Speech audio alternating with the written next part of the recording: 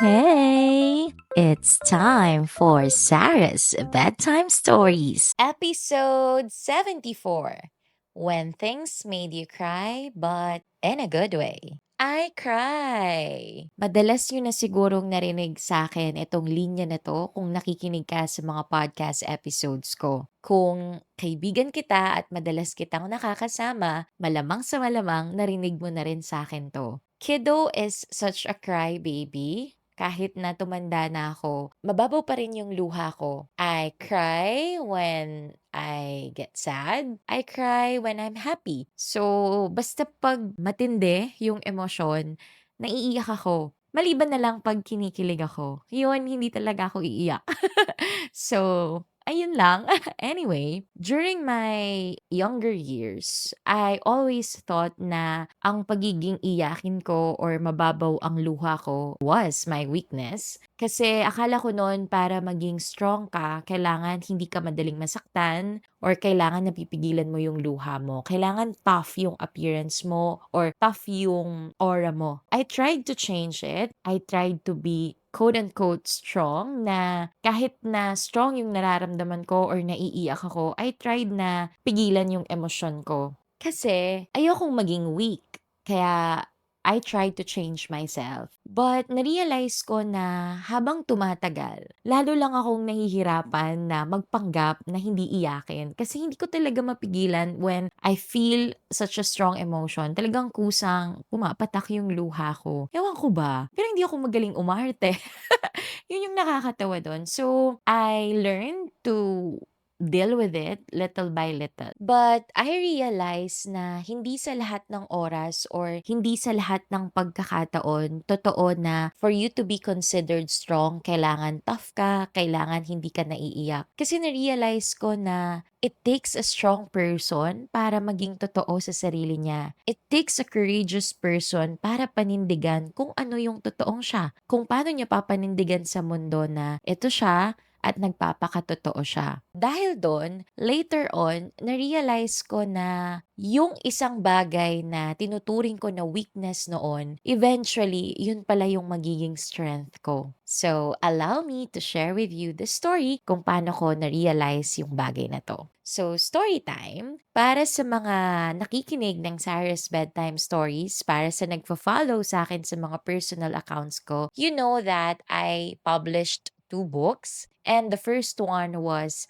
Finding Good Every Day. This was launched 2024. So, itong libro na to, it made me cry.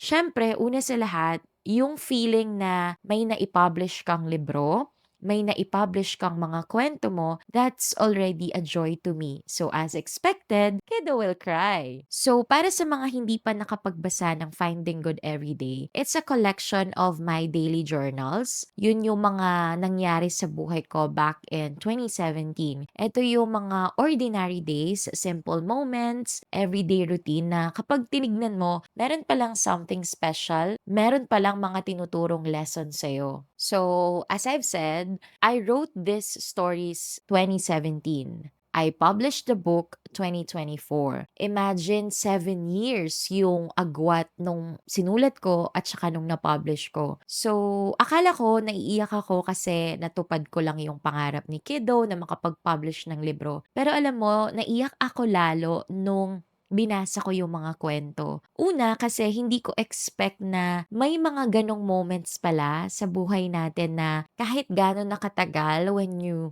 read the stories, nandun pa rin yung magic, nandun pa rin yung feels. And yun yung naramdaman ko. At yung nakakaiyak doon was that sa bawat moments ng buhay ko, nababasahin ko yun, meron silang ibang dinadalang message for me. But in general, yung nakakapagpaiyak sa akin dun sa mga kwento na nasabi ko is that it reminds me how beautiful or how good life was and how beautiful life is. Yung mga moments na nakahanap ako ng finding good dati, eventually, yung mga finding good stories na yon nag-multiply lang din sila ngayon. And I can't help na hindi maiyak kasi yung maramdaman mo yung ganong klaseng feeling na parang, "Thank you Lord, 2017 pa 'to pero hanggang ngayon gano'n pa rin yung nararamdaman kong something good. That is something that I should be grateful." So, ewan ko, nakaka-overwhelm yung pakiramdam na parang so much feels kaya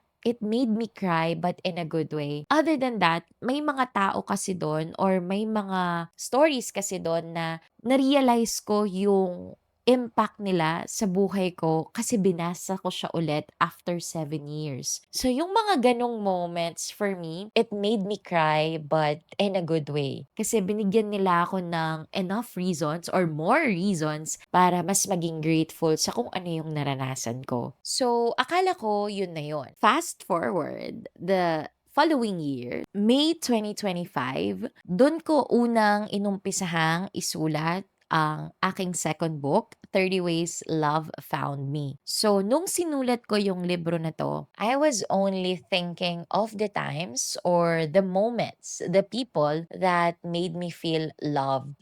So, in-start ko siya nung mga panahon na umuulan bago mag-June, end of May nung in-start ko yung libro ko na yun. So, nung sinusulat ko siya, it's a personal reflection or it's like a personal encounter sa younger self ko kasi I look back sa lahat ng nangyari sa buhay ko ever since I was young. And yung mga moments na nasulat ko sa libro na yun yung mga natatandaan ko na moments na naramdaman ko yung pagmamahal na gusto ko, yung pagmamahal na hinahanap ko. Nung sinusulat ko siya, I was just reminiscing. So, dun sa mga moments na 'to, as expected, mas maiiyak ako kasi it feels like binubuksan mo yung puso ko, yung isip ko, yung buhay ko habang sinusulat ko sila. So, habang sinusulat ko yung mga kwento na yon, yung isang box ko ng tissue nasa gilid lang siya and then sobrang dami kong naubos na tissue kasi umiiyak ako while writing it. So, sabi ko sa sarili ko, "Ano ba 'to?" I felt like that was a weakness too kasi hindi ako makapagsulat ng more than 2 stories sa isang araw or sa isang upuan kasi nga mabigat siya sa feels yung parang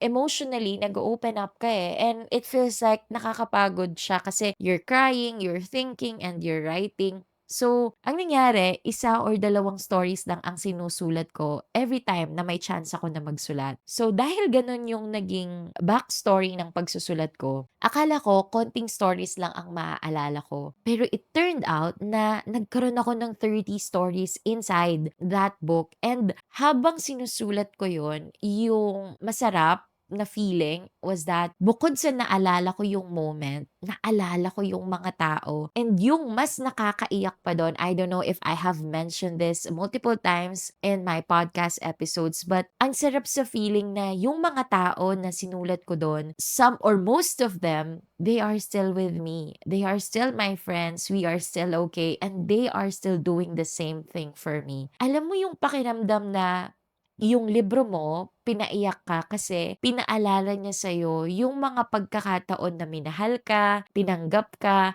yung mga tao na nagmahal sa'yo at nagmamahal pa rin sa'yo. So parang I was writing but I am reminded of the love that I have received. So kung sa book 1 ang pinaalala sa akin the goodness sa buhay, yung book 2 ni-remind ako sa love na natanggap ko. So that was again another time when things made me cry but in a good way. So nung natapos ko ng maisulat yung libro, na-publish na siya, dumating sa akin yung test copy, of course I'll have to read it. Iba yung pakiramdam na hawak mo yung libro at binabasa mo mismo sa mga pages yung mga sinulat mo. So nung binasa ko siya, mas naiyak ako. Kasi I realize na after all, it's always wonderful to love and be loved. And the stories inside my book, 30 Ways Love Found Me, it became my reminder. Yun yung nagsilbing paalala sa akin nung it's wonderful to love and be loved after all. Na-realize ko na maybe that's my reason kung bakit ako nagsusulat ng kwento kasi gusto kong gawing forever yung mga beautiful moments na naranasan ko. Gusto kong magsulat ng mga timeless stories kagaya ng nasa podcast ko at kagaya ng nasa libro ko. Kasi yung mga stories na naaalala ko, yun yung nagiging reminder ko na these are the best things in life. So, after I published my book, syempre may mga bumili na. And I have this good friend of mine. Isa siya sa mga unang nakatapos ng libro ko. Wala siyang sinabi about the stories, pero ang sinabi niya was, you write stories from the heart and that's your power. So, nung sinabi niya sa akin yun, again, I cried. Nung moment na yon, chinat niya lang sa akin yun. So, hindi niya nakita na naiyak ako. Pero nung sinabi niya sa akin yun, I cried. Kasi dun ko na-realize or dun ko naalala na, oh my gosh, ang pagiging iyakin ko, ang pagiging emotional ko, ang pagiging expressive ko, these are the things that I thought were my weaknesses before. Pero to have a person na magsasabi sa'yo na that's my strength, hindi niya nga lang sinabi na that's your strength. Ang sinabi niya nga, that's your power. Imagine realizing na may ibang tao na magsasabi sa'yo na yung inaakala mong weakness, yun yung kinoconsider niyang power mo. If you are enjoying this episode, you'll love my books even more. So, dahil dun sa quote-unquote inakala kong weakness ko, because I was being genuine sa nararamdaman ko, I'm being genuine sa emosyon ko, I shared genuine stories in my podcast. Naging tool yung podcast ko para mailabas yung ganong side ko. Kasi dito tinatanggap niyo ako, 'di ba? Kaya maraming salamat sa inyo.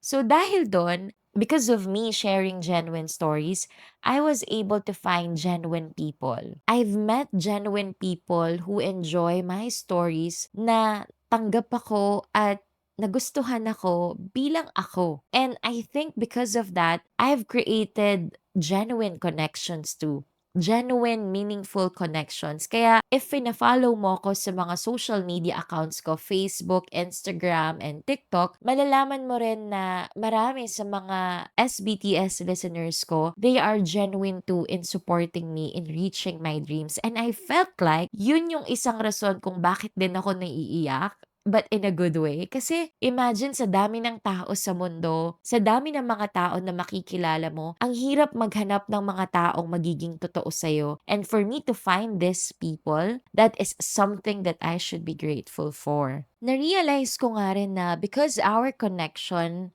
was not forced, ang daling makipag-usap sa kanila. At the same time, ang saya na ma-meet sila at maka-encounter sila kasi we share the same belief. Parang ganun yung nararamdaman ko. Parang nakakilala ako ng duplicate ko or somehow one-fourth ko kasi marami kaming pagkakahalintulad. Bukod doon sa tanggap nila ako, sinusuportahan nila ako, ang sarap sa feeling na maging masaya ka bilang ikaw. Yung dati natatakot ka na maging ikaw kasi takot kang ma-judge, takot kang hindi matanggap. Pero pag nahanap mo yung mga taong kagaya nila, iba yung joy na mararamdaman mo. Kaya mas naging confident ako sa pag-share ng stories sa podcast ko because of these people. Pinakinggan ko nga yung dati kong episodes and dun sa mga unang video podcast episodes ko, nafe-feel ko na nag-aalangan ako sa emosyon or sa nararamdaman ko. Pero ngayon, I felt like I'm more confident kasi I know I've got you guys. So thank you so much. I love you. Sabi ko nga sa inyo kanina, when I was younger, I thought to be loved and to be like, I had to be their idea of Sarah May. Akala ko para maging paborito ka ng mga tao, kailangan mag-adjust ka kung ano yung gusto nilang maging ikaw. In my younger years, I tried. May mga pagkakataon na sinusunod ko yung mga ganon kasi gusto kong magustuhan nila. Pero lagi ko pa rin sinusunod yung gusto ko. Medyo matigas yung ulo ko sa mga ganong bagay. Kasi pag hindi ko talaga feel na ako to or hindi ko feel na align to sa mga gusto kong gawin sa buhay, hindi ko talaga siya ginagawa. Possible na magustuhan ka at mahalin ka ng mga tao kasi sinusunod mo yung mga gusto nila. Pero na-realize ko na nakakapagod yun. And in my case, it's not pang forever. Kasi for me, nakakapagod yung maging ibang tao ka para magustuhan ka nila. So, hindi ko siya kaya. Hindi ko siya kinary, guys. Kaya, nag-give up ako. And during those times, may mga tao na hindi ako nagustuhan. May mga tao na hindi ako natanggap. Pero, looking at the bright side, there are people who still love me. There are still people who accepted me and mas totoo sila at mas masaya akong kasama sila. So I think sa puntong yun, I've made the right decision. So my thoughts, I feel like yung pagiging iyakin ko, hindi lang dahil bata ako or hindi lang dahil immature ako. I feel like parte talaga yon ng pagkatao ko kasi I feel emotions eh. Parang sabi nga ng friend ko, emotionally aware ako. So hanggang ngayon, na tumatanda ako, I'm still the same crybaby. Whenever there is a strong emotion, I'm still cry. I'm not afraid to be vulnerable as long as I feel safe. So habang nire-record ko yung podcast episode na to, na-realize ko na things made me cry in a good way. Like my books, pinaiyak nila ako. Pero it's not just the idea of publishing books. It's not just about the achievement of publishing books, but it's about how I've seen myself change. When I wrote this episode, I realized na my books made me cry in a good way, not just because tinupad nila yung pangarap ko, pero because etong mga libro na to, sila yung nagsisilbing patunay kung paano ako nag-grow as a person. How Kido grew from hating her pagiging iyakin to finally accepting that and make it her superpower. Kasi na-realize ko rin habang binabalikan ko yung mga episodes ko kung gaano ako ka-hesitant magkwento or mag-express nung mga una versus ngayon na mas confident ako. Na-realize ko na nag-grow din ako, nag-change din ako kasi dati takot akong maging ako kasi feeling ko i-judge ako, feeling ko mababash ako. Pero ngayon, because I found the right people or I found my people, parang it's easy for me to be me. Kaya siguro ganun din yung nagiging feedback sa akin ng mga listeners ko na kaya sila nakikinig sa podcast ko because they also feel safe, seen, and comfortable. Kasi ako ganun din ang nararamdaman ko sa inyo. I also remember Kiddo's favorite person kasi lagi niyang sinasabi sa akin noon nung masyado akong conscious sa sinasabi ng mga ibang tao. Sabi niya sa akin, why choose people who don't support you when you have those who do? Noong mga panahon na yon, parang hindi ko maisip kung paano siya gagawin kasi pinipili ko na i-please yung ibang tao versus dun sa mga tao na nandyan na. Pero I hope ngayon, proud sa akin yung favorite person ko kasi finally, I was able to find that courage to be me and to choose the people who support me, who believe in me, and who choose me. Another thing, yung podcast ko and yung mga libro ko, they are making me cry in a good way because I feel like they are not just my hobbies, they are my therapy. Sila yung outlet ko, hindi lang sa pagiging creative ko, pero pati sa mga emosyon ko. Ito rin yung mga nagsisilbing safe space ko where I can express myself, my thoughts, my emotions. Iba yung pakiramdam. Sabi ko nga, I love that mapagpalayang feeling. And I feel that whenever I write stories for my podcast or for my books. To sum it all up, there are things that will make you cry, but in a good way. Just like me, my podcasts, my books are those things. Kasi na-realize ko na sobrang saya ko kasi nagagawa ko yung mga bagay na gusto ko. And at the same time, nakikita mong nag-grow yung sarili mo through those. To sum it all up, it's such a beautiful feeling that you get the chance to do what you love. For me, it's an achievement in this lifetime to have the means for you to do what you love. So ako, nagawa ko yung gusto ko and na-realize ko na may ibang saya rin kapag nakikita mo na nag-grow ka as a person dahil sa mga bagay na ginagawa mo. That is such a beautiful journey na nakita ko sa podcast ko at sa mga libro ko. Kaya, itong mga bagay na to, they made me cry. And another backstory, I remember when I was a fresh graduate. So, yung unang trabaho ko, I was talking to a friend. Her name is Trisha. Hi, Trish! Tinanong niya ako noon, sabi niya, ate, ano yung mga career goals mo? I answered three things. Sabi ko, gusto kong maging DJ, gusto kong maging teacher, at saka gusto kong maging sayo. Ano yun? So, kidding aside, yung sinagot ko kay Trisha na gusto kong gawin sa buhay ko was, sabi ko, una, gusto kong maging DJ.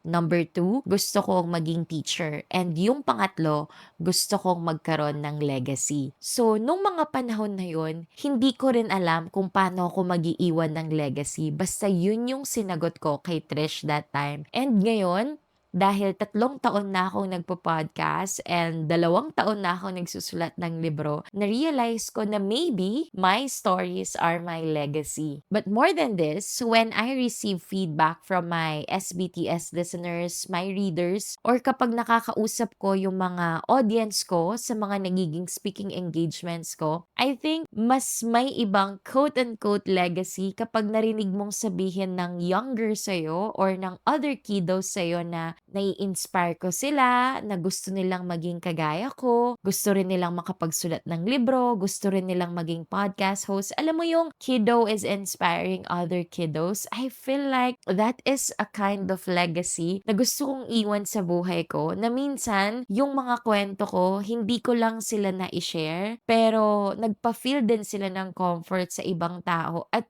most importantly, tinulungan din nilang mangarap yung ibang kiddo like me. Kagaya ng sinulat ko sa, just to add to that idea, parang gusto kong iwan na legacy yung minsan, si kiddo, nag-share siya ng genuine stories and naka-inspire siya ng other kiddos in believing na there is power in being authentically you. I guess I want to leave a legacy na kahit sa mga SBTS listeners ko lang, maalala nila na for once, kiddo has reminded them that being genuine is a strength and that being authentically you is such a power. So, to end this podcast episode, to my friend who told me this strength that I have, thank you so much. I felt like it's not just pambobola. I felt like it's a truth that I needed for kiddo to accept and love herself, just like how my SBTS listeners love and accept me. So if you are looking for more things that made me cry, but in a good way, I hope you'll get a copy of 30 Ways Love Found Me. You can get it in the link below. Again, this is Sarah, and this is Sarah's Bedtime Stories. Good night. Mwah.